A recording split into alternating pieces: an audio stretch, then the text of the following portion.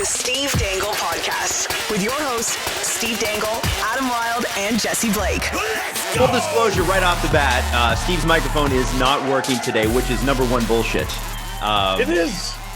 And that's okay. So he's going to be talking through his computer mic. And if you read the comments on YouTube, that's still better than my mic quality. So, I don't think we lose here. I think you're still okay. You're still at least number 2 in the list of power rankings of who's got the best audio on this show. Yeah, I don't have a mic. I don't have a door. You never fixed the door? Yeah, why haven't you fixed the door? I just haven't yet. I just haven't. I will. I'm going to. But so my mic exploded. I heard a pop in my ear when they were handing the Conn Smythe to Andrei Vasilevsky during our game 5 stream for the Cup final.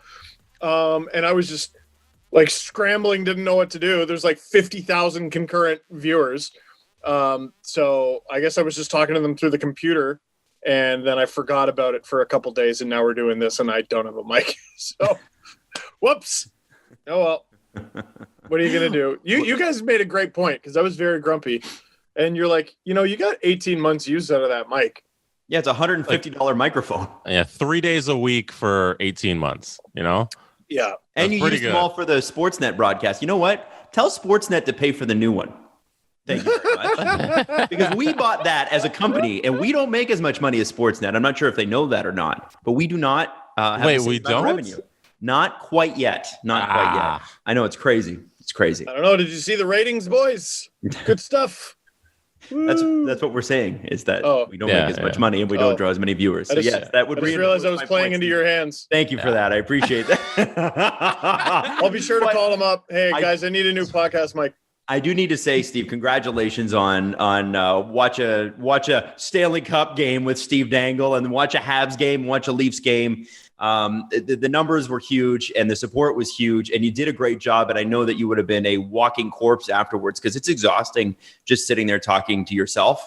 So congratulations to you on a great playoff, buddy. I think it's pretty cool. And now that you're a Traitor, how does it feel to be on the other side of this traitorous offseason? Well, it's difficult because I cheered for the Leafs. And then, as you know, I made an announcement saying I cheer for the Habs now. Right. It's weird. I can't find it written or in video or audio anywhere, but I'm positive I said it. Okay. I'm obviously just bitter about that. I never said I cheer for the Habs, idiots. It was 17 broadcasts, right? That's a lot. 17 streams. Thank you, Jesse, for getting me back on track. Yeah. 17 streams, about 51 hours, because they were about 3 hours each, some a little less, some a little more. We luckily avoided any ridiculous overtime games. Mm-hmm. That's right. Yeah, there was no triple OT where you had to do a 6-hour live stream or something. There should have been, though. Damn it. That would have been great. Oh, part of me, I don't know. I think it's good to go through that once. Just to see if you can do it. Yeah. Josh Anderson really saved your bacon, eh? Yeah, he did. You ever gone to an extra innings baseball game after, the 10th, the 11th, after the 12th, though, you're like, let's keep it going. I went to an 18-inning game once. It was great. That was the longest game I ever went to. I showed up at 1. It was late for my shift at work at 6. It was wonderful. The worst thing is when they close the concessions in the 7th inning. And then you sit there for another 10 innings, and they're like, hey, we're not going to feed you at all. Why do they do that? Just stop serving beer. If you're worried about the booze, just stop serving alcohol. But let me eat. Mm-hmm. I've been here for 6 hours. Yeah. I guess it's because the people who work there got to head home and they got to clean up and everything and be out of there. Pay them. Just pay them, man. Sell some fucking hot dogs. I don't get it. And you know what? I don't think that's the case everywhere. I think that might be just a Toronto thing. Oh, really? Maybe I'm wrong, or maybe it's an MLB thing. They don't want to send you home drunk or whatever. And I get that. Stop, then shut off the taps and let me buy a fucking Dasani. Honestly, let me buy something so I can satiate myself. And people are like, well, why would you even hang out there 16 innings? Well, if it's a 16-inning ball game, I fucking like sports. That's why. Because my ticket says I get to be here for the game. Right. And the game's not done. That's right. Hit something. Let's go. Anyway, I did actually streams were very good. I sat through a 16-inning game once. with the Jays and Yankees. The Jays actually won. Yeah. And there's like 40 Alex Gonzalez's that have played for the Jays, but this is the most recent one, and he was traded for Edwin Encarnacion, but he was the guy that I think he like hit a double. But the thing I remember most about it is the tops of my knees were just shish kebabbed afterwards. So fried. And the sun was like going down by the time the game was over. But, the game starts in Toronto because we have hockey on Saturday nights. They start all the weekend games are like afternoon games, right? Yeah. So you get absolutely cooked in the sunshine. I like the evening games way better than the afternoon games, by the way. Way better. Yeah. Like a weekday 7 p.m. start over delicious. like a 1 p.m. Sunday? Yes, way better. To me, baseball needs to be played while the sun's going down. Like you want it to start in the sun and then you want it to end in the shade. I just like literally Blue Jays games are the worst because it's dark blue plastic seats for this, right? If you're in the sunshine. Oh yeah. And it gets hotter as the game goes on. It's supposed to cool off. And you're just sitting there cooking in sweat. Just cooking. Well, for the first 100 years of baseball, there were no night games because they didn't have lights in the stadium. And up until, I think, the 2000s, they had never played a night game at Wrigley Field because it was just this tradition. They didn't have the lights. And then they finally put in everything updated to modern technology. And isn't it crazy? Lighting. Wrigley Field looks beautiful at night. Oh, yeah. And you never have to worry about a sunburn because 100 years ago you were wearing your 3-piece suit to the and it was made of wool. Yes, your wool 3-piece suit, and you were nice and protected. And it grated your skin like cheese. And you read the newspaper in between innings. You're like one of those guys who I'm going to do my own scorecard. Thank you very much. Even though I can look this up online later. The guys are like, it's a line through. Yeah, you're scoring the game. Like, why are you scoring the game? Well, that's what I like to do. Like to listen on the radio on my little headphones, and I like to score the game. It's the strangest thing I've ever seen live. It was a father-son thing, and I was just looking at the dad like, you taught your son to be this way? You didn't even give him the option of escaping this life? Oh, man. Somebody's going to tweet us and be like, my grandfather still scores games. Your grandfather is an old man, and that's okay. Yeah. But what is anyone our age doing that for? Right. Knock that nonsense off. You stop it. Now, Steve says this, but he's raising his son to be a Leaf fan. No, I am not. And first of all, he's one. We haven't made that decision yet. This dude. It's not a religion. We haven't decided if he'll be a Leafs fan. Okay. No, he's by the end of today, he will have 4 soccer kits. No loyalty. He'll have Liverpool, Chelsea, Scotland, and York United. No, nice. He's gonna be wearing York United along with his pops. That's right. No loyalty. Just get those free kits, kid. Chelsea and Liverpool is bold. It's family indoctrination. Yeah. It's a bidding war right now. Now, let's get into the actual, Stanley Cup. Stanley Cup, yeah. We have a short show today. It's Friday. We're here to party. But I just want to say officially, welcome back to How Does This Affect the Leafs season? We're back in it, baby. How does this all affect the Leafs? Well, first off, Tampa wins the Cup. I wanted to actually ask you guys a question before we get into how any of this affects the Leafs, because we do have a lot of Leafs news to get to. How quickly before they make a trade, their first trade? Because we've had now, almost 48 hours? Something like that. We got about 40 hours in here. I would have thought it would have come in the first couple of days, but apparently not. What do you think Tampa is up to? And how come they haven't traded Steven Stamkos yet? First of all, that was a bold claim. And the more I thought about it, the more I was like, my friend Adam is onto something. And I was amazed to even get a Lightning fan going, I suggested this. I've been suggesting this. I'm like, cool. You're the first person I've ever heard. Yeah, me too. I never heard of that. I think you got to wait until the parade is done. Okay. Yeah. And that's this weekend, right? It has to be. You got to wait until everyone's had their fun. They get to say their goodbyes. But what was very interesting is to hear the Lightning, I believe it was John Cooper, after the game, say, part of the motivation for this group was knowing this was it. That's it. This is their last kick at the can as this group. They can win it again next year if they want, but a bunch of them aren't going to be there. Stamkos said the same thing, actually, with Kyle Bukauskas. You know what? It must have been him then. No, they both said it. They both said it. Yeah. Oh, well, then there you go. So it's obvious the writing's on the wall, and I don't get the impression that it's just dudes leaving in free agency. There aren't enough. There's only two. Aren't there? Like, of real significance, Coleman and Gaudreau. Mm-hmm. Or Goodrow. Boy. Whatever. We all know who you're talking about. Yes, exactly. Barclay. Barclay fame. Guy who took Shea Weber shot off knee. Oh, and could skate afterwards somehow. Agony. Agony. That is a Shea Weber who can't even shoot as hard as Shea Weber can shoot. And just still devastating. Monday's when we get our first Tampa trade. Jesse, do you agree, disagree? What do you think? Probably a little after that. I think you give it a little into next week, maybe. Ooh. Name a day. Name a day. Name a day. I don't even think it's a trade.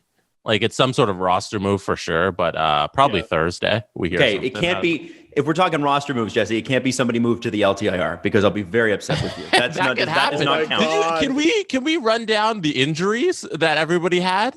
Sure. Oh yeah. You got them?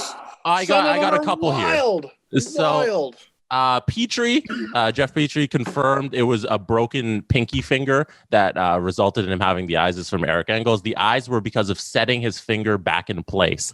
I passed out and basically popped all the blood vessels in my eye. Ooh. So that was Jeff Petrie. I'm trying. If they don't build a statue to Jeff Petrie in Montreal, I don't know what he could have had surgery, taken the easy way out. 6 to 8 weeks, he would have been fine. But instead, he gets to be all bloody eyes about it. That's fucking nuts. How much force he had to exert? Oh my god! Oh, the brutal. Alex Killorn injury was he broke his fibula. He had surgery last week to put in a rod and hope to play. He skated on it. This dude took warm up. A rod. Just for his fibula. Do you take the rod out now and just let it heal, or what do you do now? You put it in the Stanley Cup and you parade it around. Okay. You attach a spoon to it. And then the Kucherov injury was he was playing through a fractured rib. From a cross check. Cross check from Scott Mayfield of the Islanders in the Islanders series. So he still had the final that he had.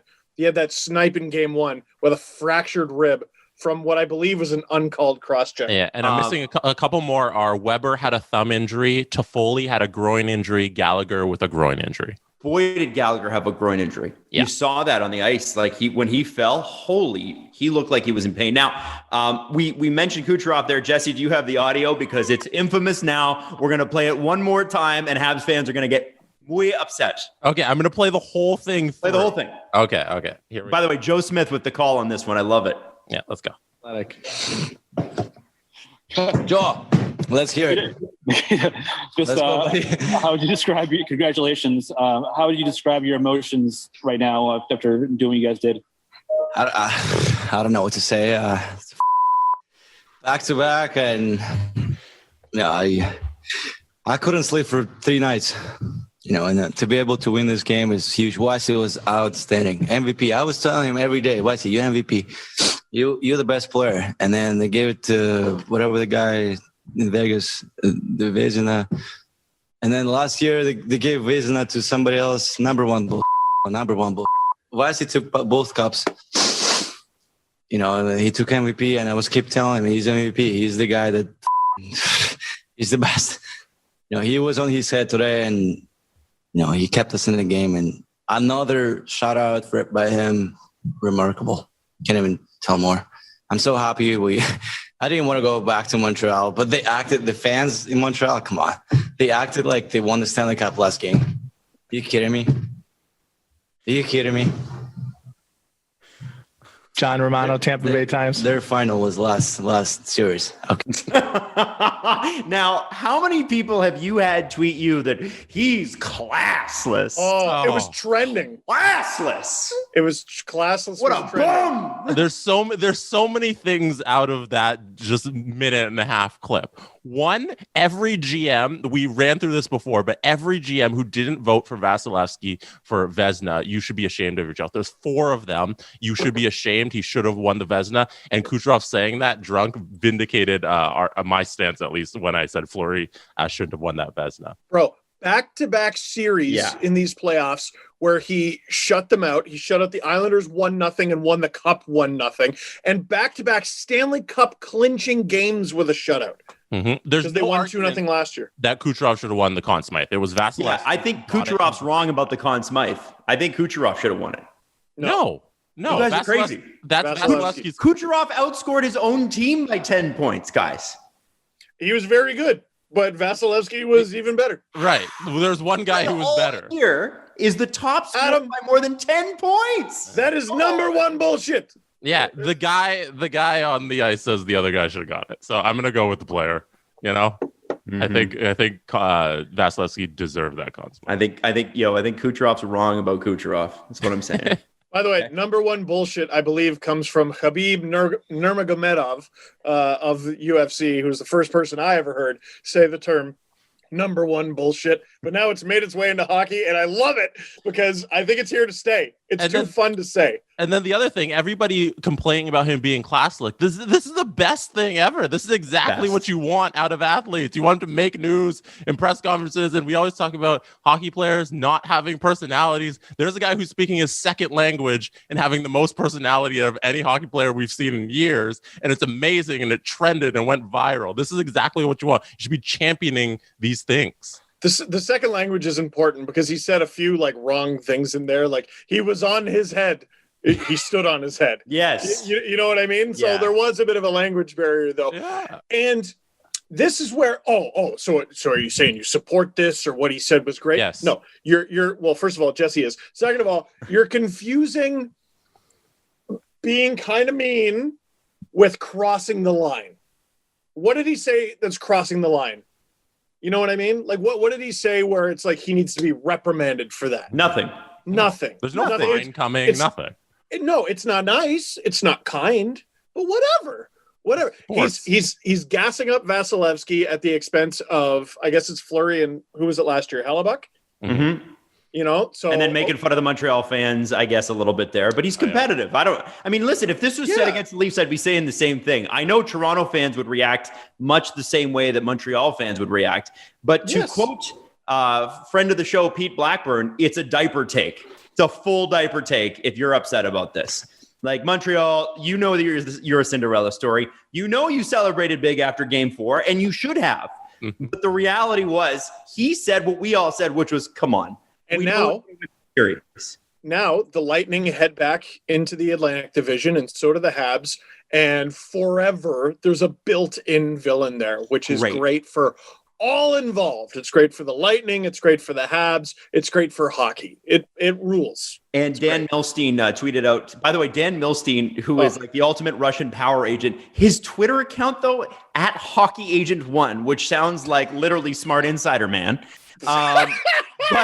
But can we start Hockey Agent 2? Yeah. Jesse, sign up for it right now. Sign up for it right now. Or Smart Insider Dan. But anyway, Dan Milstein tweeted out today that Kucherov has officially signed with Bud Light, which chugging throughout that press conference. And what's funny is that I'm pretty sure, I could be wrong about this, but I'm pretty sure Bud Light is what's sold at the Bell Center. And I wonder if any Montreal Canadiens fan will dare to buy it from now on.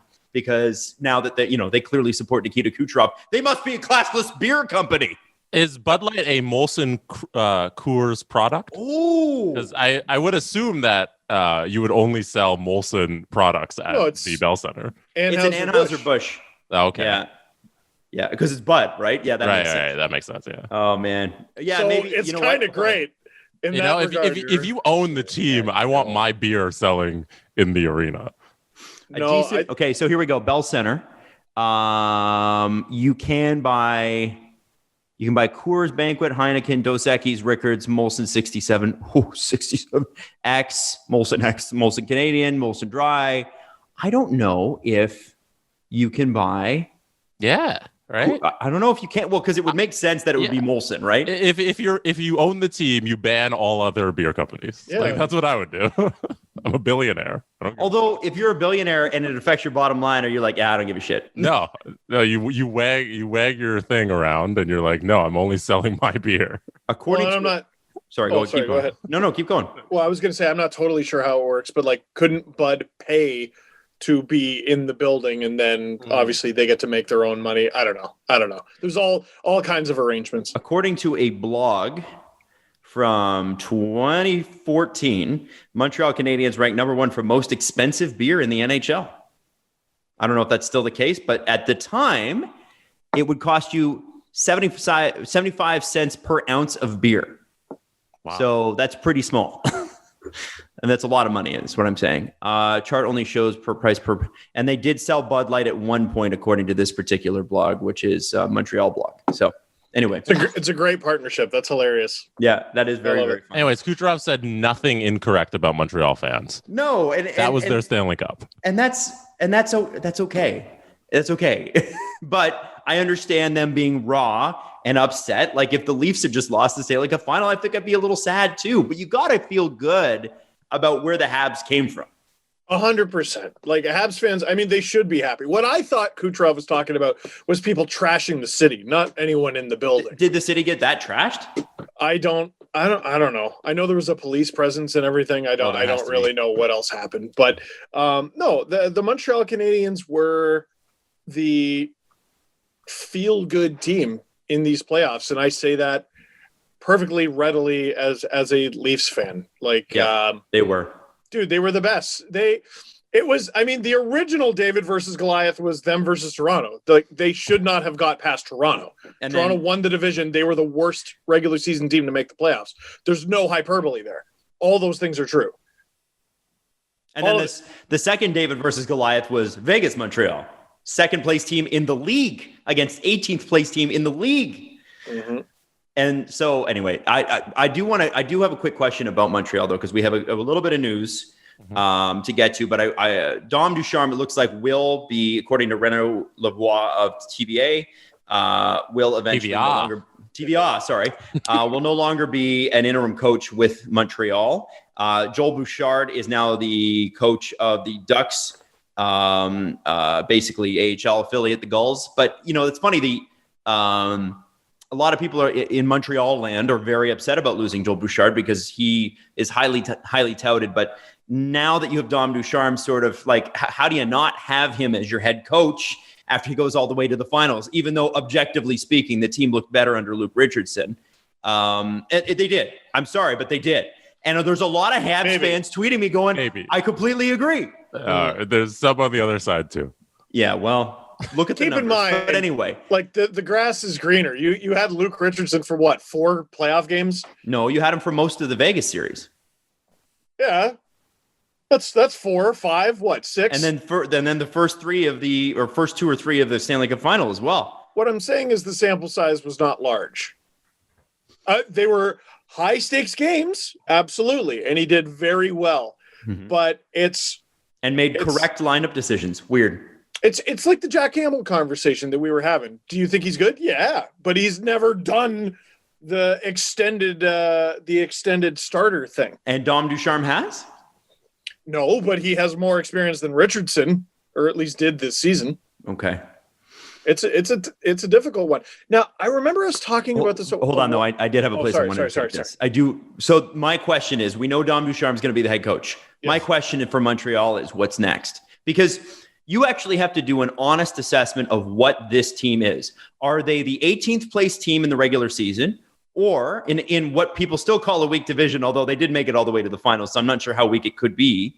Are they 18th place team in the NHL, or are they Stanley Cup finalists? And keeping in mind that plenty of teams make the Stanley Cup final and miss the playoffs the next year. Dallas did it this year. Remember, New Jersey won the Cup in 95 and missed the playoffs in 96. Yep. It can happen. In fact, it happens a lot. So, or not a lot, I guess, but a lot more than you'd think. What is Montreal? Is it somewhere in the middle? Are they somewhere closer to what they were in the regular season? Or has this team finally come to what, people thought was its true potential, which is a high-ranking NHL team? It's really difficult because they got to deal with the we just had a deep playoff run contracts, and that's going to be hard. I think the question is, what do you do with Philip Deneau? Yeah. Was this run enough to give him that big contract? Because I feel like the rest of them are kind of okay, you know what you're doing. You're bringing back Corey Perry on a league min. You're re-signing Kotkaniemi at whatever number satisfies both sides. Tatar's probably gone because he couldn't even crack the lineup. Eric Stahl's probably back on a league min if he still wants to play. But then the big question is Armia and Danault. Armia, wow, he's deep in their lineup, but that's a good player, man. He was a good player for them. I think you get done. I think you get that done. I do too. I'm applying my Leaf logic to it where we can't pay anyone in the bottom six because we're screwed. But the Habs probably can. Lehkonen being an RFA is tough. Kotkaniemi being an RFA is tough. And Danault, so what was it? Was it 5 years times $6 million? Or was That's it what 6 he was years? offered and He turned it down to start the year, yeah. And that number has not gone down. No. It's after all this. All I can tell you is it hasn't gone down. If I turned it down before, I don't know if I'm going to take it now. And I'm going to be asking for more. Why not? Why not? I was our most important center, arguably, in getting us to the Stanley Cup final. I shut down this guy. I shut down that guy. I shut down that guy. Like offenses turned to ash in my presence. That you gotta pony up for that. That's a really, really difficult decision. I have a thing with Philip Danault. I really loved his play, and I think for sure he's probably going to, if you're buying on free agency, you're going to overpay. Mm-hmm. But, and I don't think this works cap wise, but if you look at what the Leafs are going to lose with Hyman and Kerfoot, right? So you're going to lose, and we'll get to that a little bit later, but you're going to lose Kerfoot. He's your third line center most of the time. You're going to lose Hyman. There are reports today about Tyler Bertuzzi, which we'll get into. But what's interesting with the Leafs is they do need a third line center. Even if Kerfoot was their third line center next year, you'd still probably want an upgrade on that, right? And I think Phil Danault hits all the things the Leafs want, except for the dollar amount and the term. And my question is, sometimes, is it worth it? Because this guy plays a game, much like Tyler Bertuzzi does, and we'll get into that in a little bit, that the Leafs do not have. And it would allow Tavares and Matthews to be more like Tavares and Matthews rather than having to play defensive roles as well. Matthews and Tavares are both defensively responsible, but you don't have either of them playing significant minutes on the penalty kill, for instance. Danault could do that. You don't have them out all the time. I mean, you've got Tavares out in key defensive situations. Wouldn't it be nice if some of that could be shouldered by the third line center? And I wonder if he's a sneaky pick. I thought we were having a conversation about what the Montreal Canadiens can do. It's called How Does This Affect the Leaf Season, Jesse? What don't you get about that? The Leafs are they literally can't do that. They can't. They could. You got to move some salary out. Well, then you're going to have Ilya Mikheyev on the left and right wing of all four lines. Because I think a change needs to happen. I think they need to go beyond the big four here. Yep. I agree. Every conversation we have about, hey, how do you make the Leafs better, involves making a major change that they refuse to make. So you can imagine how excited I am to talk about them in this offseason. With Montreal, you go, how do you improve on this team? One of the names that keeps popping up is Jonathan Drouin. Now, we don't know where he's at because he did leave this season. Mental health was, I believe, cited as the reason why, and that he was taking care of that. So let's assume that he feels ready to play next season, because again, we don't know, and you can't know. I'm sure Montreal has checked in on that because they need to know for this particular offseason.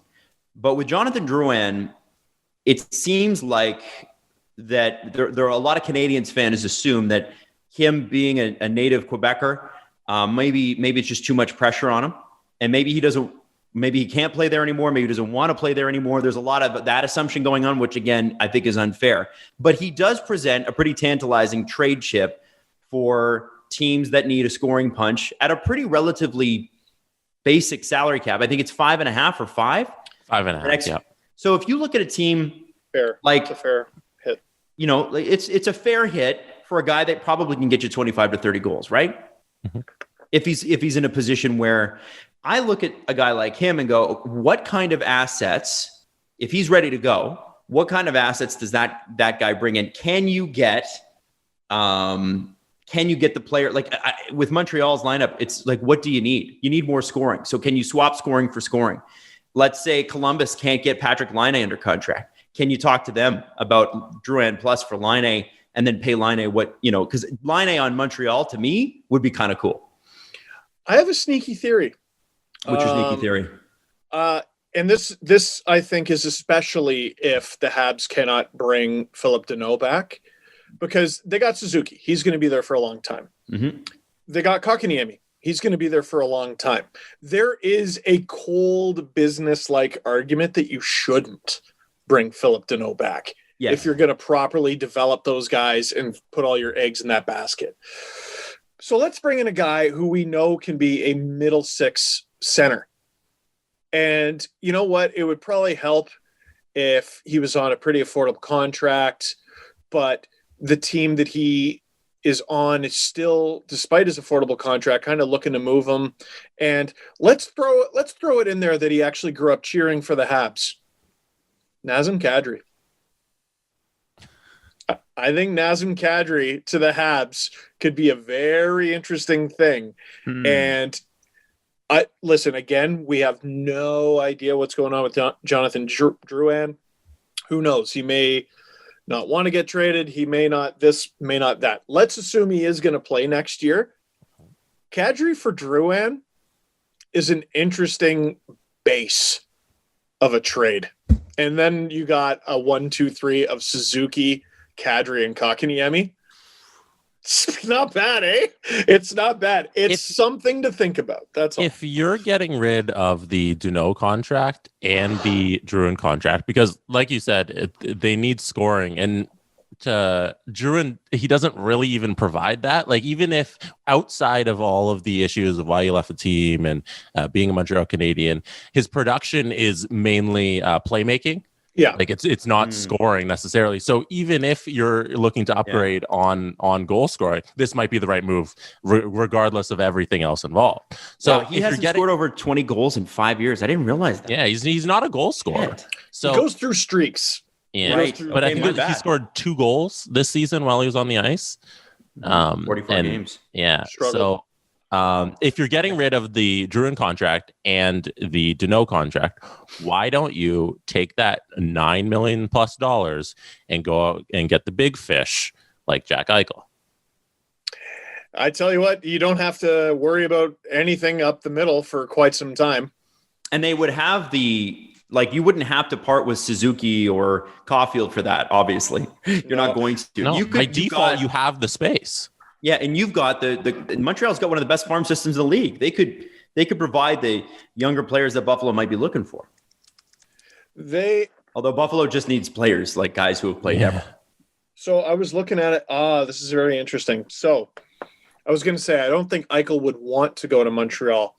Eichel actually doesn't really get a say in the matter because he has a full no move that kicks in next season.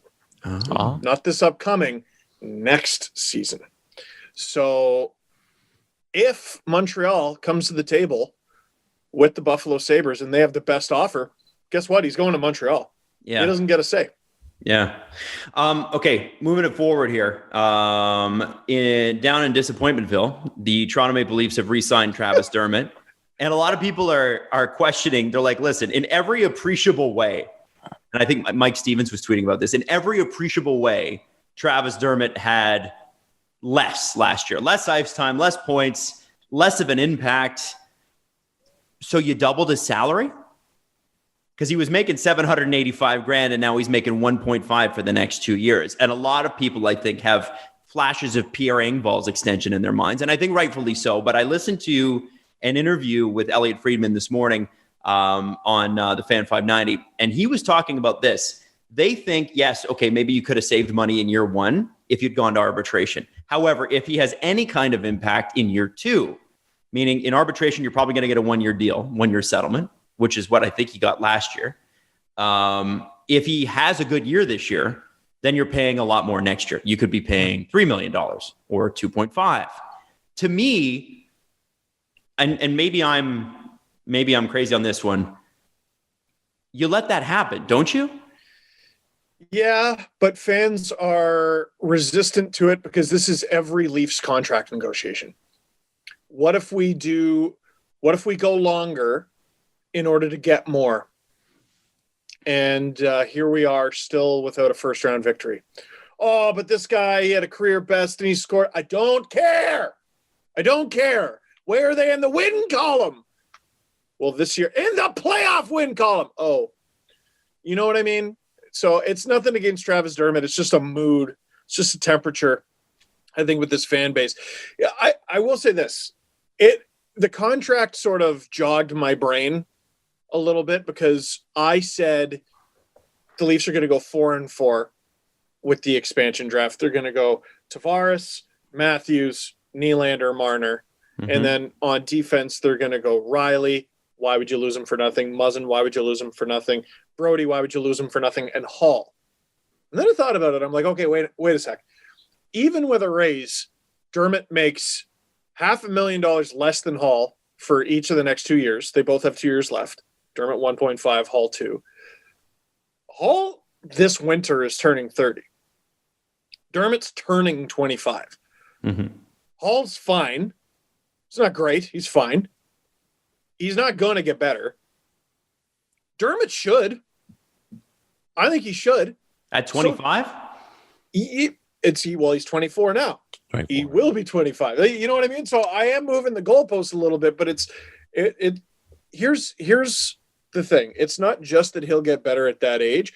I feel like the age thing makes Justin Hall a less appealing target for the Seattle Kraken. Right? And if you make him a less appealing target and you protect Dermott, then Seattle goes after Kerfoot. The 3.5 mil comes off the books. He's a younger player. Great utility guy. You can use him in all kind of roles. And then you can essentially run back the same 8 defensemen or trade them. Trade any of them. Because that Dermott contract, I will be vehemently against it. Vehemently. If he's ever once a healthy scratch. Unless they put together a decor that knocks my socks off. If you, with all your, you need a degree in astrophysics to manage their cap. If after all this bullshit, I don't know if that helped. Yeah, it would probably help. It wouldn't help, but I guarantee the person would be smart enough to do the job. Does that make sense? Yep. So if you have a guy making 1.5 as a healthy scratch, bullshit. I'm going to be against it. That's garbage. If you have him in the lineup and you commit to him in a different role, fine. Yes, Jesse. $3.5 million is too much for Justin Hall and Travis Dermott combined. Like that's you're allocating too much of your cap to those two guys. $3.5 million. I don't know. That's unacceptable to me. I think the Dermott contract would be tradable. But Hall. Again, I don't think the plan is to have both guys in the team next year. I think they're doing their due diligence. You got to make room for Sandin, right? You got to make room for Sandin. People are saying, "Oh, he's still not ready." When the fuck is he ready then? Well, and how about this? Yeah, shit or get off the pot with Liljegren. Yeah, I'm sick of it. Yeah. Shit or get off the pot. He either can or he can't. Like the one thing, if the Leafs do manage to protect Dermott, keep Hall, or protect Hall and keep Dermott, if they manage to keep both those guys, they'll have an abundance of defensemen under contract, and a bunch of teams are going to lose one that they're not really ready or happy to lose. And it's not like there's an abundance of great young defensemen ready to come up in this league. Not every team has a stockpile like that. So maybe the Leafs will be able to protect those guys and then go to pick a team out of a hat and go, how about Justin Hall? How about Travis Dermott? How about Timothy Liljegren even? Elliot Friedman did say that when Francis built the Hurricanes, and really he deserves a good chunk of credit for the way the Canes look right now. He built them through defense. But if you go through the expansion draft tool on Cap Friendly, which I did a little bit this morning, there is a ton of defensemen available, a ton of very good defensemen available. So it makes you wonder. It's like, if these guys are available, and do not pull it up right now, Steve, don't do it. Okay. Don't do it. Because I got some other stuff I want to reveal to you later. This is why. There's a reason. Yeah, the thing that's at a premium is centers. And one thing that the Leafs are going to have to do is expose a center in Alexander Kerfoot. Which makes a lot of sense for the Kraken to take Kerfoot. So that'll be very, very interesting. And then if you keep going, though, like, okay, so the Leafs lineup without Kerfoot kind of looks a little thin, doesn't it? I mean, even with him, after you get past the big four, what do you really have? Mikheyev, who can't shoot, Engvall, who can't play a regular shift effectively, Spezza and Simmons, who are fourth liners. God love them. We love them. We love what they bring, but like we're not expecting punch from them. The Leafs cause me physical pain. What else do they have really? So this is the problem. And so the name that came up with Elliot Friedman today that the internet's freaking out about is Tyler Bertuzzi. Now, the Leafs apparently had interest in Tyler Bertuzzi, even as close as the trade deadline. However, he was injured, so obviously not available in trade, or at least they didn't want to make that trade. So you've got Matthews, Tavares, Marner, Nylander. Kerfoot, let's say he's gone, for instance. Mm-hmm. Your next highest paid player after that is Mikheyev, and then Engvall, and you got Simmons, Spezza, Adam Brooks, and obviously Riley Nash, Thornton, Foligno, Galchenyuk, and Hyman are all UFAs. And then, okay, so you plug Robertson in. If you plug him in the top two lines, I think that's a little unfair to start. That's a lot of pressure on a guy who can score and has an unbelievable shot, could use a little injury luck. But I think it's a little unfair to go, okay, Nick Robertson, 20 years old, come on in and play with Tavares and Nylander. Come on in and play with Matthews and Marner. It's a lot. And I wonder if that you put him on the third line. Well, who's going to be his center? Engvall? Is it going to be Robertson, Engvall, Simmons? They need a third line center. They do. And this, more than they need a defenseman. Yeah. It's the number one need. I'm so concerned. I'm so concerned about the future of this team. Like the idea that we've heard floated that, oh yeah, well, one day Tavares will be on the wing. What? We're going to have an $11 million winger. We're going to have a $33 million line. And right now we're talking about how we can't afford a third line center. We won't be able to afford a second either. When that shit happens, but I guess we'll address that nightmare when it eventually arrives on our doorstep after another failed attempt to get to the second round.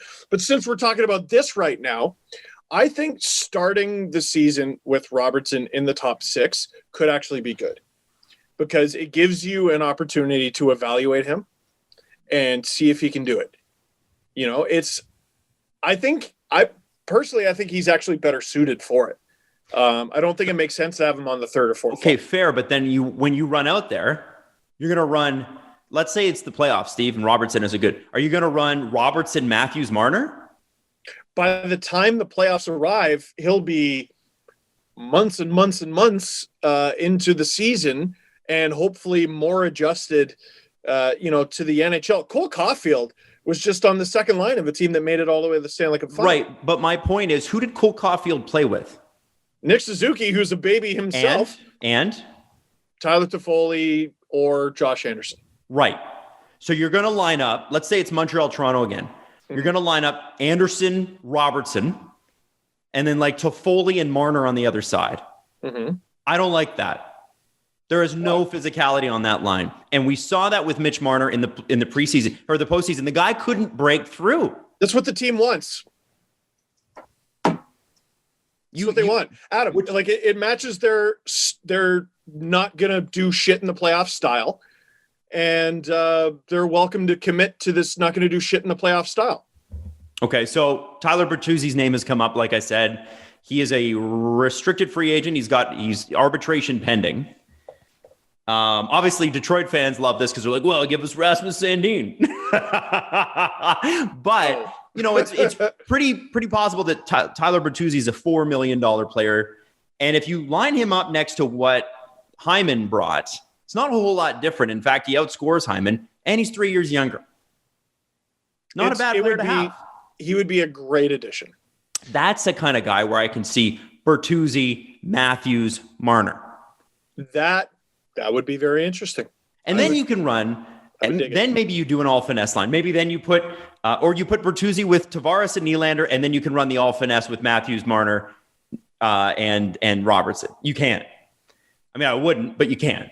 No, I'm going full vindictive school teacher. You two are banned from playing with each other, even on the power play, until you get to the second round. You're banned. One of you is on PP2. Which one is it going to be? Which top 5 scorer is going to be on PP2? You guys, you flip a coin. Tell you what, since you guys can't make a decision, we're going to alternate games. Which one to use on PP2? Not until you get to the second round. So Matthews, Nylander, Tavares, Marner, figure the rest of that shit out. The problem with that, Steve, is that one of them performs on the power play, and that's Austin Matthews. He's the one weapon you have. Well, then you have your answer, don't you? Well, and so then we're going to, like, if we're going to talk about that, so there was a couple just on the Tyler Bertuzzi thing. Why does no one care that he didn't play last season? Why is no one talking about the fact that he had back surgery and missed an entire season of hockey? Doesn't that sound exactly like what Josh Anderson had? Isn't that exactly what happened with Josh Anderson? And they still had to give up Max Domi in a 7-year deal? I don't know, but like I feel like that should matter in this. You're chasing this one target that's hasn't played hockey since January. It's probably depressed value, right? They don't have to trade as much to get him, right? And then you also have to sign him. You know, like you have to commit to him before you even acquire him to know that you can get him done. The smart way to do this is, I would say to Stevie, listen, you got to let me talk to his agent before. We're not committing assets to this player until such time as we have an agreement in place. Right? So you say, otherwise you can go fly a kite, go re-sign him yourself. You can't make that trade without having a deal in place. The Leafs have done that before. His name was Jonathan Bernier, and we know how that worked out. And God bless him, he's had a great career since.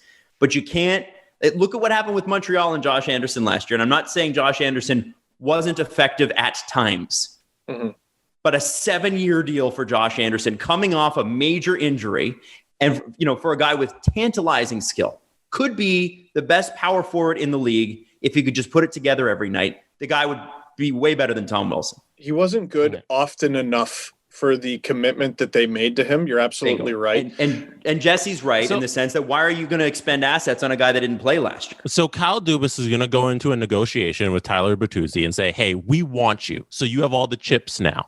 Also, we're going to commit to you after you haven't played a single game after being 24 and having back surgery. And we're going to give you a bunch of money, and we're going to be cool with this and go into next season with you on our roster. Like, that doesn't make sense to me. Hey, Tyler, what the hell is this? Tyler, fire your agent. Fire your agent. Get some advice from me. All right. Now you've been traded to the Leafs and I'm your agent. Here, you want my advice? Wait. No, you don't Dubas doesn't make the trade without the deal in place.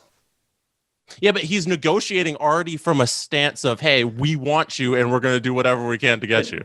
Okay. And what I would say is we're not going to do everything we can to get you. We would like to have you on the team. Do you want to play with Matthews and Marner? Do you want to sign a short-term deal, play with Matthews and Marner, have it score an outrageous amount of points, and then come back to us and leverage huge money?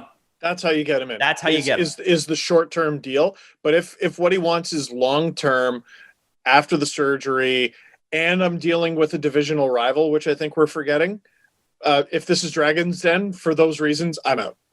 Right. Well, I think you have to explore it. But I think if you're Dubas, you go, we're not gonna pay you less than what you made on your last deal. We'll give you 3.5. Yeah. But we need to know that you're healthy. And by the way, you get to play with Matthews and Marner. That makes people rich. You see how much my mood changed when we started talking about this piece of shit? Well, so to that point, not Tyler Bertuzzi. I'm talking about the Leafs. Sorry. There's a couple things that are very, very interesting as well. Friedge also mentioned in that interview this morning that the Coyotes are going to move on from Kemper. Now, you remember CJ said goal. What? Yeah, they are probably going to trade Kemper. I think he's got a year left. Friedge didn't seem to think that Kemper was the guy for the Leafs, but the Leafs are going to look at the goalie market and try to get the best guy available. And CJ said there was a goalie that was a target, but it doesn't seem like Kemper. There's a lot of people who thought it's got to be Darcy Kemper. Remember, CJ came on and said there's definitely a goalie, and they were definitely interested, and they were definitely close. So I think we can cross Darcy Kemper off that list. Doesn't mean it doesn't change at some point in the future. However, I don't think that was the goalie that CJ was talking about. Somebody else on the West Coast, probably. Yeah, and if you're Arizona, you're saying we're going to commit to Aiden Hill, right? And then we go and we get somebody else as a backup, and you move off of that $4.5 million, and you give some of that to Aiden Hill, and you give the rest of it to your backup goalie. Do you sign Ranta a little bit, like for another year, and just say, hopefully you can play 25, 30 games? At like $1 million. You have to be committed to having a good third goalie then, because he's going to be injured. There's a very good chance that when Antti Ranta is not in your lineup, There's a very good chance he's not going to be in your lineup. Right. Also, Hyman is looking less and less likely to re-sign with the Leafs, according to Friedman. Cool. Now, if the Leafs lose Kerfoot, like I said, they're going to look a little thin up front, which they already do.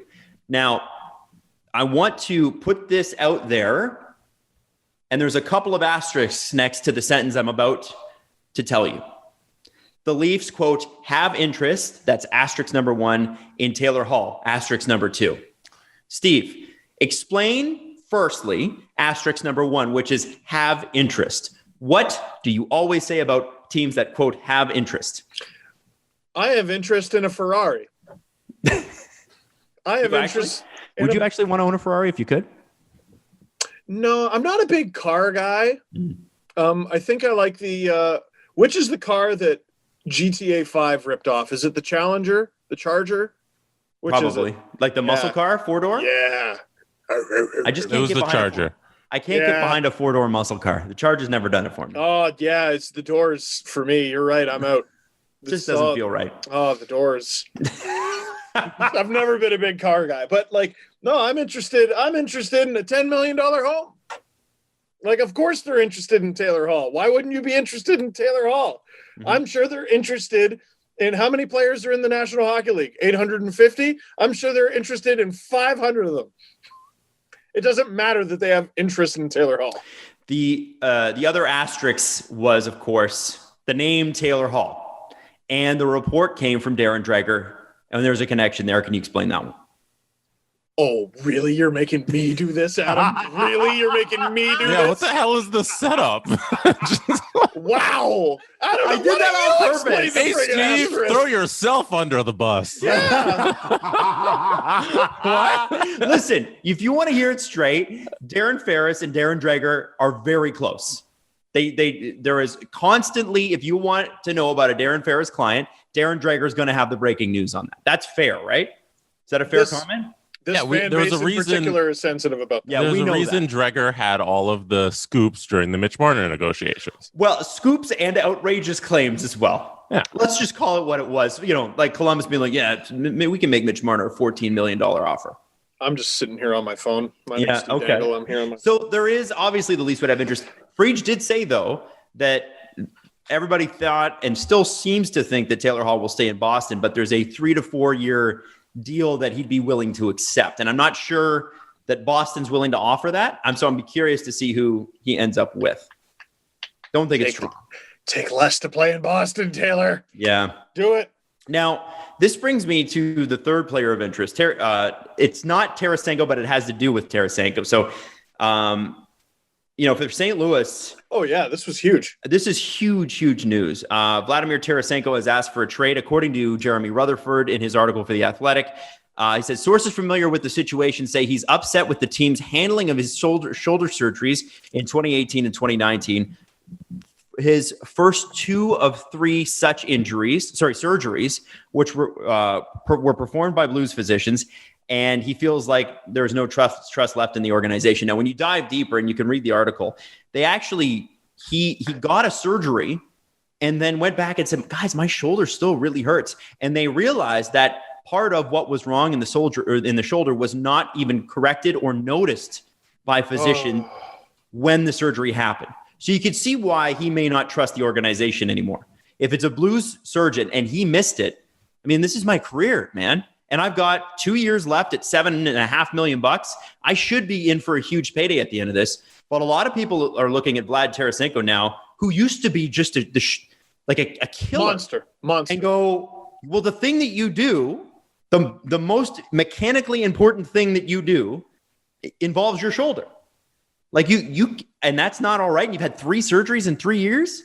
I'd have some question marks.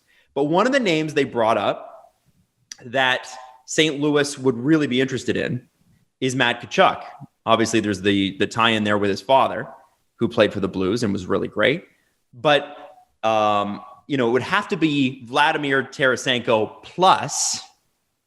But there's a chance maybe that Matt Tkachuk gets traded this offseason and that the Blues are an option and that Tarasenko might go the other way. Now, no guarantees that Tarasenko does this with a no trade clause. And of course, as I don't know why we still get this in the comments section, but people are like, why are we even talking about this? He has a full no move. Everybody with a full no move has been traded. You know who had a full no move? David Clarkson. Like, you can be traded. It's a hurdle, but it's not a barrier. No. It can be. It's there. It's about as much of a pain in the ass as Trump's wall down in the southern United States. You can get around it pretty easy. So all you have to do is find a way. You know what I'm saying? It's got some holes. It's not where I thought you were going to go with that, but yes. Now, what I found very interesting about this is I did a little deep dive in the Calgary Flames. Okay, so I used the cap-friendly expansion draft tool. And it's interesting that Mark Spector said in his article today on sportsnet.ca, Matt Tkachuk made it clear at his parting media availability that he wasn't thrilled about the reduced ice time he got under Sutter, which we talked about, prompting outsiders to speculate he'd like a change of scenery. He might be available, because look at this too. And Giordano, by the way, might also be available. The Flames will protect Anderson, Tanev, and Hanifin on defense. No question, right? They have to protect Lucic, Gaudreau, Monahan, and Backlund.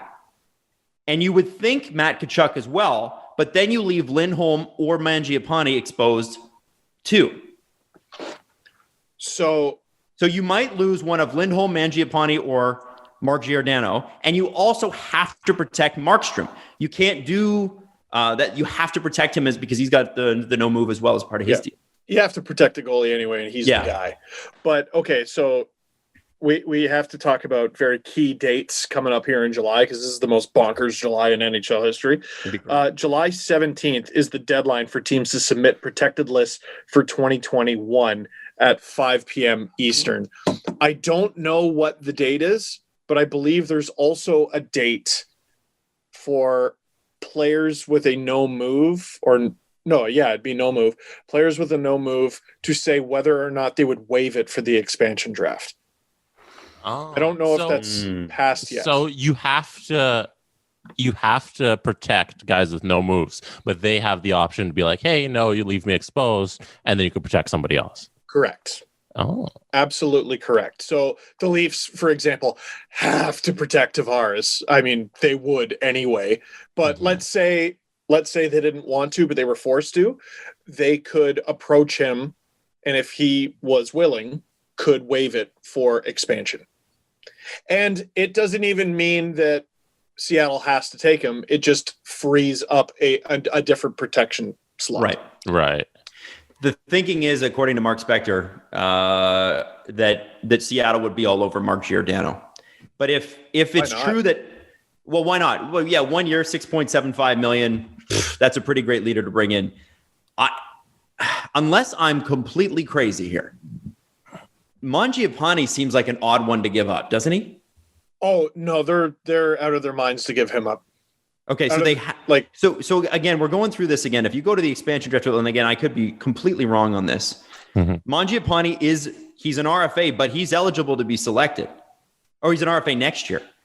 Lindholm, Derek Ryan's a UFA, but he's still eligible. Cap friendly switched over, and it's screwing a lot of people up. Cap friendly has already switched over to next year. Yes, it's messing me up. Yeah, so if you see any pending restricted free agents or UFAs, it just has the red or the blue next to it, not the dollar amount. Right, and thankfully in the expansion draft, they actually say UFA 2023, RFA 2022, so it does tell you. And Spec said that maybe Derek Ryan would be a good pick for Seattle, considering he's from the Washington area. But they could just sign him. They could just sign him. He's a UFA. It didn't make any sense to me either. No. So so you have to protect some of these guys. Lucic has the no move, but maybe Lucic is the only one who is by default has to be protected. But you have to protect then Gaudreau, Monahan. Yeah, you would think Backlund or Lindholm. Tkachuk has to be. So that leaves you 3 defensive slots. I don't know if this decision has been made yet or not, but I think Lucic, first of all, the Flames should absolutely approach him to waive it, and I think he would happily waive it. Yeah, because he's not going to get selected. he's not going to get selected. And if he did, you got to remember that's a BC guy who. But he's in a weird situation where he's a BC guy who clearly likes BC, but he doesn't want to play there because of the Canucks animosity from 2011. And I think there was an incident or two outside of a bar. There was one. Yeah, I don't remember exactly what happened, but that would be a great situation for him in Seattle. Good point. But they ain't picking him. They ain't picking him. So, and he probably knows that. So rather than, plant his flag and no, how dare you trade me closer to home where I'll probably get a pay raise as well. Rather than do that, he'll I imagine he would waive it, freeing up a spot for the Flames. Interestingly too, and I don't know how this quite works, but so then that gives you, if you can protect 7 forwards, right? I think protecting 3 defensemen. Yeah. So the list I have is Tkachuk, Gaudreau, Monahan, Backlund, Lindholm, Giordano, Hanifin, Tanev. And technically, if you wanted, you could protect 8 forwards. Yeah. And no defenseman. You do want to protect Rasmus Anderson over Mark Giordano all day. Yeah. Okay. So I'll switch that. I think so. Yeah. Yeah. He's 37, right?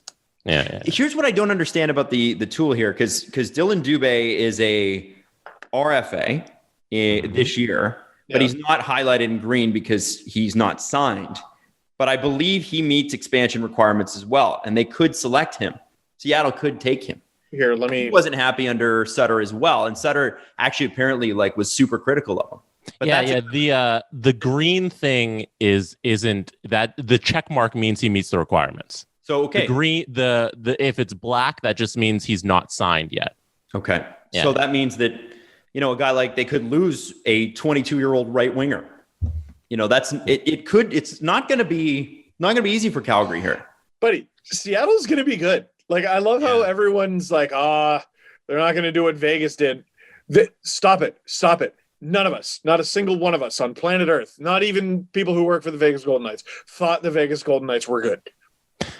When they assembled their first team, we all thought they were going to be dog shit. If you do 7 forwards, 3D, there's enough room to protect Dylan Dubé. There is, but at the expense of who? Right? Well, right now you got Tkachuk, Gaudreau, Monahan, Backlund, Lindholm, Dubé all covered, and that's only 6 guys. Okay, so then you Mangiapane, I guess? And then you got one more. Losing Giordano for nothing is ludicrous to me. If you have to... Didn't I say this for a while? If you have to... If it's finally time to move on from him, fine. But losing him for nothing? Mm-hmm. When did he win the Norris? Wasn't it last year? Yes. Or the year before? Yeah, it was he was 36, 37. Yeah, come on, man. I know he's old, and I know it's time to maybe move on and pass the torch and everything. But don't lose him for nothing. That looks like the guy. Going over going over it over and over again. It looks like Giordano is probably going to Seattle, which trade is him and find a new guy. Somebody will take him. I also want to mention too that with regards to the Flames, Flames would have interest in Duncan Keith if Giordano was taken. The problem is he'll probably get moved before the expansion draft. Giordano. Keith. But in breaking news today, the Oilers have some sort of some sort of asset available to the Hawks in the Duncan Keith trade, which they have since pulled. So apparently there's a take it or leave it scenario right now between Ken Holland and Stan Bowman. Yeah, I'd be pissed off too. Yeah, you've been saying you've been working towards this deal, and then Edmonton pulls the plug on it. So there's a chance Duncan Keith ends up in Calgary. But what if this whole time? If I'm Edmonton, I'm pulling that deal too. I'm just pull the plug. Duncan Keith, you don't need to do this. Give him to me. I don't have to help you out, so I'm gonna not do this deal because I don't have to do it. What if this whole time Edmonton and Ken Holland have been driving the price up for Calgary? Really mean. The other thing is that if Matt Tkachuk's available, I think there's 30 teams that should do everything they can to get him. Yes, absolutely. I don't know if you're the Leafs, that's the guy. That's the guy. Go get him. I don't know if you could find a player more valuable than that guy. Yeah. Do you move out one of the big four? Yes. Yeah. In a heartbeat. Yeah. In a heartbeat. Without Name him. I think it'd have to be Marner or Nylander because those are the only, like, you're not trading Matthews. Tavares is untradeable. So that's those two. Sigh. Listen, I would kill for that scenario. I would love Matthew Tkachuk on my team. And just, I would love to be the Leafs social media manager when they tweet a picture of Jake Muzzin on one side and Matthew Tkachuk on the other, giving a thumbs up to the camera with the Mortal Kombat graphic over it, friendship. I would love that. I can't wait for it. But it does seem, there are some things that seem inevitable to happen eventually. Doesn't have to happen now, but I do think it's inevitable that one of the Tkachuk brothers will eventually be a St. Louis Blue. And I don't think it's going to be Brady, on account of the Sens are actually committing to building around him, whereas Matthew Tkachuk pours his heart out for the Calgary Flames and they don't give a shit. Like, that's weird, right? That's weird. It's been weird to me from day one. Like, there has to be something that I'm missing. And like, Sutter coming in and then being like, no, more Gaudreau and Monahan.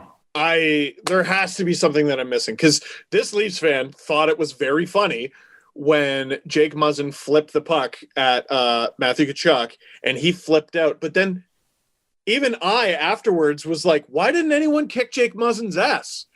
Why, or try?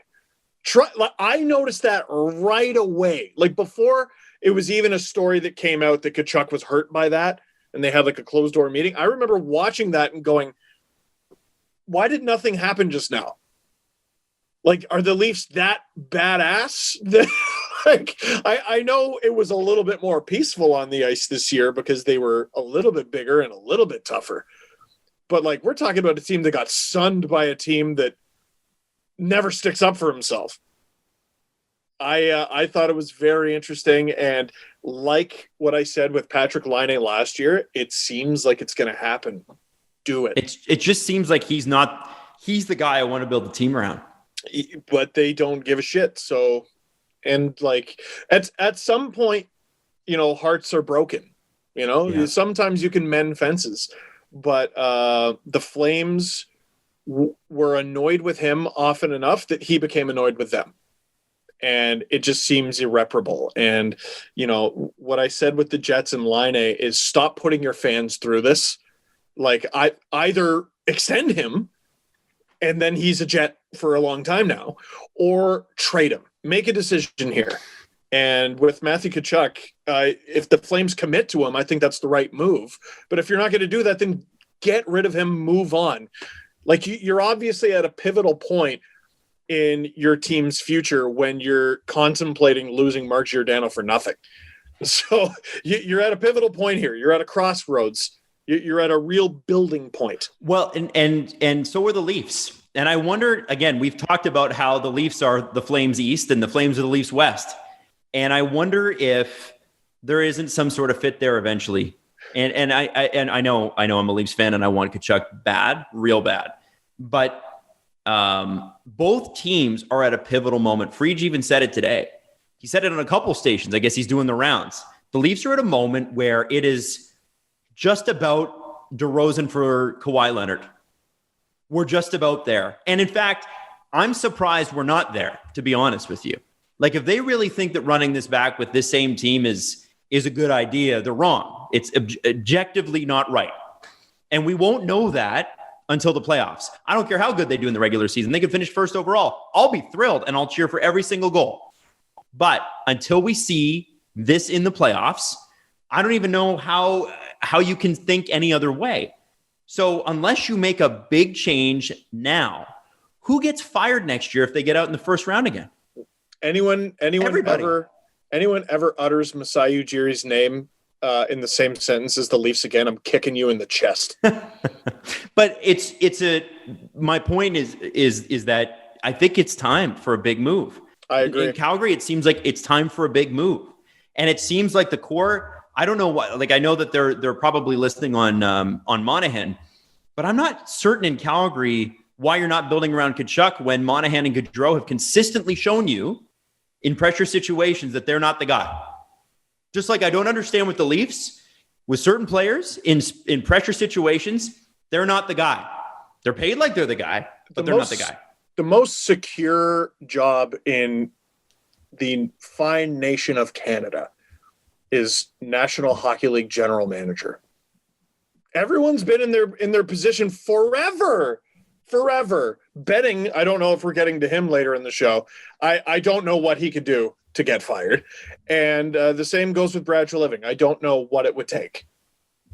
I really don't know what it could take. Like this team reminds me of the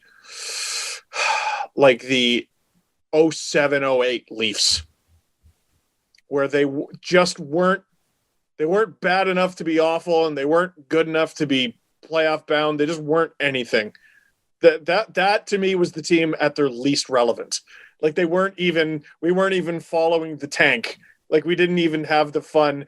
Hey, are they going to take Dylan Strome or Mitch Marner with the 4th overall pick? Hey, what if they win the draft lottery and get Austin Matthews? Like they weren't even there. They just weren't relevant. Like to me, that seems like a team in a great position for, if not a rebuild, then a retool.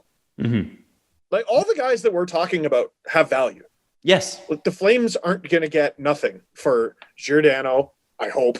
They're not going to get anything for Monahan, Gaudreau, Tkachuk. Those are all guys you can move. And then you still have Lindholm, you still have Anderson, you still have Markstrom and net. You still have all these great pieces. Hannafin. Like, what is it going to take for a Canadian GM to pick up the friggin' phone this summer and actually get creative? Mm-hmm. Oh my God. Hey, yeah, but a lot of players don't want to come here. They have it written into their contract. Oh, well, then you can't do it then. Earn your money. The GMs in this country stink. Earn your money. Do something. Give fans something to cheer for. Toronto, Calgary, Vancouver, Bueller, anyone? Bring a winning team here, for the love of God. At this point, like, I'm not going to jump on the Canadian. If there's one Canadian team left, bandwagon, I'm cheering for them. I'm not, but it's starting to get sad. I've finally started to see the allure of that bandwagon. I think it's more like the success isn't there. Went to the Stanley Cup final, and you're here yelling about bring success to Canada. Like, what? They won the Canadian Stanley Cup. We talked about this before the playoffs began. The Canadian Stanley Cup since 1993 has been losing in the final. It's funny, the thing with Canadian teams too is that the whole salary cap thing was supposed to, well, this will make it a lot easier for Canadian teams, and they still suck. Maybe there's just a problem. Got nothing to do with the cap. I don't think it has anything to do with where these teams are geographically located. It's like selecting 7 random teams. Yeah. It's not, I don't think it has anything to do with playing in Canada. I maybe, Jesse, it has to do with the fact that these teams have inherent issues beyond what we see in decision making. They don't do things. They literally don't do things. Well, the Leafs do. The Leafs do things. We get on the show, but they do them. We get on the show every time we start. For your meeting is being recorded. From every time I hear that lady's voice, we get on here and we go, what about things? And then Adam goes, well, Flames things. And I go, Flames things is a great topic. Let's talk about Flames things. Oh, what about Canucks things? Oh, Canucks things. Let's talk about Canucks things. And none of the things ever happen. They just stay shit. Do things. Jesse doesn't agree. I can see it on his face. No, I think you'll see a lot of movement this offseason. It seems like it's brewing that the expansion draft is going to force a couple teams to do a couple things. It'll be fun. Summer's here and hotter days are just around the corner. Keep cool with the help of our friends at Manscaped, who just launched their 4th generation performance package, which includes the Lawnmower 4.0. That's right. You heard that right. 4.0. Complement your summer grooming routine with a trim from the leaders in male grooming. The sun is shining. in calling your name, fellas. Join over 2 million people worldwide who trust Manscaped, and get ready for the summer. You got to get Manscaped, and you can get 20% off plus free shipping with the code DANGLE, DANGLE. Just check that out. It's super easy. Now, here's the thing. First off, the new Performance Package 4.0 includes the Lawnmower 4.0, truly the GOAT of all men's body trimmers, and goats would know they're hairy. Their 4th-generation trimmer features a cutting-edge ceramic blade to reduce grooming accidents thanks to advanced skin-safe technology. That's trademarked. The Lawnmower 4.0 also has a 7,000 RPM motor, a new multifunction on-off switch, which can engage a travel lock and gives you the ability to turn on a 4,000K LED spotlight so you can be a little bit more precise. And, you can put a little sunshine on it. You know what I'm saying? Did I mention the trimmer is waterproof too? So in the shower or in the sun, doesn't matter. Lawnmower 4.0 is the best trimmer for you. And like we said, get 20% off free shipping with the code DANGLE at manscaped.com. That's 20% off plus free shipping with the code DANGLE at manscaped.com. Stay fresh this summer and shine with Manscaped. Growing up, cereal was one of the best parts about being a kid. It was the bomb. But then you grow up and you realize, oh, it's full of sugar and junk and stuff that I probably shouldn't eat. What if I told you, because we're all trying to eat better, that you can, and it can be cereal, and it can be fun? We are talking about Magic Spoon, okay? So 0 grams of sugar, 13 to 14 grams of protein, and only net 4 grams of carbs in each serving. 140 calories a serving. That's it. It's keto-friendly, it's gluten-free, it's grain-free, it's soy-free, low-carb, GMO-free. You can build your own box or get a variety pack. Available flavors include cocoa, fruity, frosted, peanut butter, blueberry, cinnamon, all the ones you remember from being a kid that you loved so much. And if you go to magicspoon.com/SDP to grab your delicious meal, try it today. You can use that promo code and you get $5 off your first order. Again, that's magicspoon.com/SDP. And Magic Spoon is so confident in their product, it's backed with a 100% happiness guarantee. So if you don't like it for any reason, they will refund your money. No questions asked. One more time, magicspoon.com/SDP to save $5 off. If dreams of vacations and enjoying the fun of life are turning back into reality for you, don't let concerns about financial setbacks keep you from saying yes.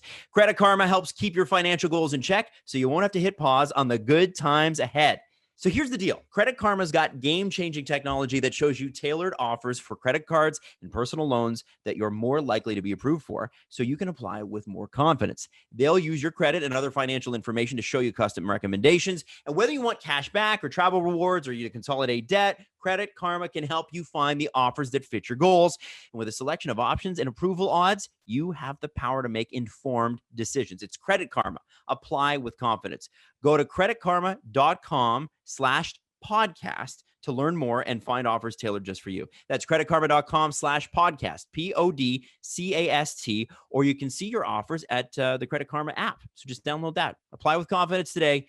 Go to creditkarma.com/podcast or the Credit Karma app. Also, fourth period reporting contract negotiations between Oilers and goalie Mike Smith are ongoing. Offers been tabled by the Oilers. Smith camp likely to counter. Also hearing Edmonton exploring goalie trade market, might possibly buy out Koskinen. So something to keep an eye on. Now, Steve, you asked, and we're going a little bit over time today. Owen Power, you wanted to say something. Oh yeah, so we were talking about because he was talking about going back to school, and we're like, this is him avoiding the Sabres.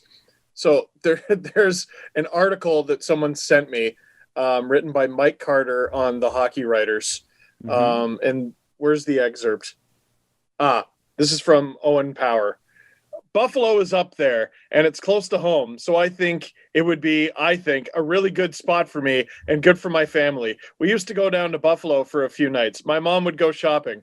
I know, boy, this guy's from Ontario or what? I know my mom and my aunts. Yeah, I know my mom and my aunts really love it down there. In another interview with TSN, Power also had this to say about potentially joining the Sabres. It'd be awesome, he said. It's nice and close to home, so lots of family would be able to come down. I would go to games when I was younger and watch. And I think it continues, but I cut off the screenshot. When were those quotes written, though? The Hockey Writer. No, when were they written? Oh, when were they written? Recently. I don't know how recently, but recently. Okay. Yeah. It's basically, I don't know. We last show we presented some information that suggested this kid would never play for the Sabres. Now I'm presenting other information that suggests he would. Okay. It might mean nothing. Lastly, and this is always tough to do, but we're going to have to do it anyway. University of Ohio is for the first time publicly confirming there were 2 sexual assault claims involving former Blackhawks coach Bradley Aldridge during his 5-month stint there after leaving Illinois. So we're keeping you updated on that story. We promised we would. That is from @Tony J. Arnold on Twitter. If you would like to read that from WBEZ.org. So you can check that out. And we were talking about local coverage of this story. He's all over it. Is he? All over it. And Frege, I think, credited him with being first on this story. I know we saw it from Rick Westhead first, but I don't know. Yes, it was Tony. Okay. Let's get to the press conference. Since we are over time, I don't think there's much for questions. I think it'd be nice to put a cap. Go ahead. Do you have a top 8 list for it? No, I did a ranking of the top. I don't know how much I got to cut it off somewhere where I think it's definitive, but I did a top list of Stanley Cup champions in the cap era that I'll bring to you on Monday. Oh, I'll give you that on Monday. It's a good can't list. Wait. And off of that, I think it's important to put a cap on the 2020-2021 regular season and like applaud everybody for getting a full hockey season done in the middle of a pandemic. Like shout out all of the workers who were able to do that. All of the media people too, who lived in isolation for weeks at a time in little bubbles, just so they could work this job and get all of this hockey done and out to the people. Like it's a real credit to the money and the resources that the NHL has and the commitment that people believe in the sport, that during a pandemic that these things didn't fail and that a season happened. And to conclude it, the best team won. That's one thing that I was really happy to see at the end of the playoffs, is that the best team in the league won the Stanley Cup. And I don't think anybody's going to argue that in the end of it. Would Avs fans argue? Well, Pierre LeBrun had a good tweet. Nice response. They weren't the best team. Whoa! I don't care. All right. Pierre LeBrun had a great tweet to put a cap on it too. The 62-win Lightning of 18-19 got swept by Columbus in the first round. Since then, Tampa Bay has won 8 straight playoff series, never trailed in a series, never lost back-to-back playoff games, en route to winning back-to-back Stanley Cup championships. That's something. There you go. I'm sorry, Avs. You won the regular season trophy, the President's Trophy, but the Stanley Cup is awarded in the playoffs. Best team won. I think it was a great season. It was great to have hockey done in this tumultuous year. Jesse, to that point, somebody messaged me, and I think Tampa, since they lost in 2015, has played 75 playoff games. Oh, my God. 75 playoff games and almost an entire full season. How far back do you think you need to go to get 75 Leafs games in the playoffs? What year? Yes. 1982. Okay, maybe it's not that far back. That's funny, but it's not that far back. That's my guess. 2001. Jesse, what year were you born? 1992. You had to go back to I believe, the 93-94 season. So Jesse was 2 years old. Because remember, they went back-to-back in the conference finals, right? They got swept by Vancouver in the second year, which no one talks about, but we should. But we've had since 93-94, so almost 30 years, we've had 75 total playoff games. You want another depressing Leaf stat? No! I think all the stats for the Leafs are depressing. I mean, name a good Leaf stat. Name one that's happy. This is from Connor Edward 29 on Twitter, who slid into my DMs and wanted me to read this to you guys. Physical pain. Total wins, regular seasons plus playoffs. Leafs, 38. Habs, 37. The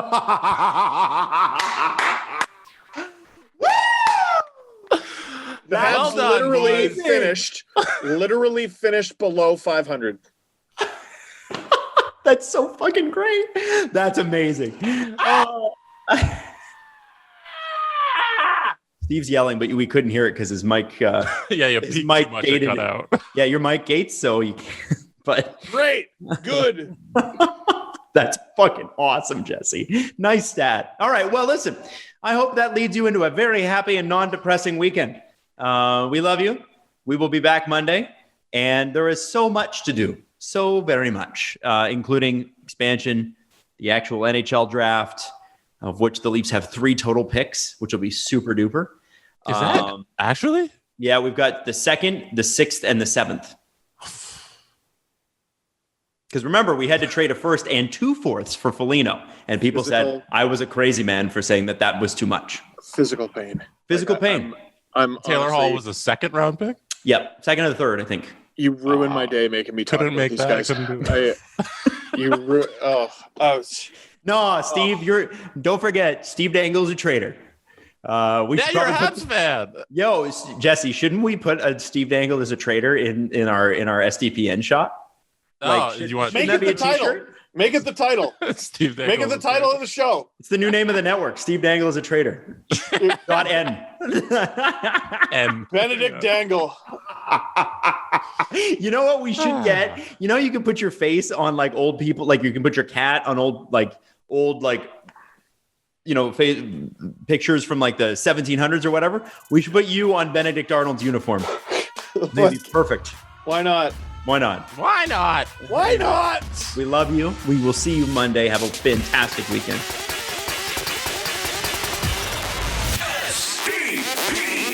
The Steve Dangle Podcast. Follow the guys on Twitter at Steve_Dangle, at Adam WYLDE, and at Jesse Blake.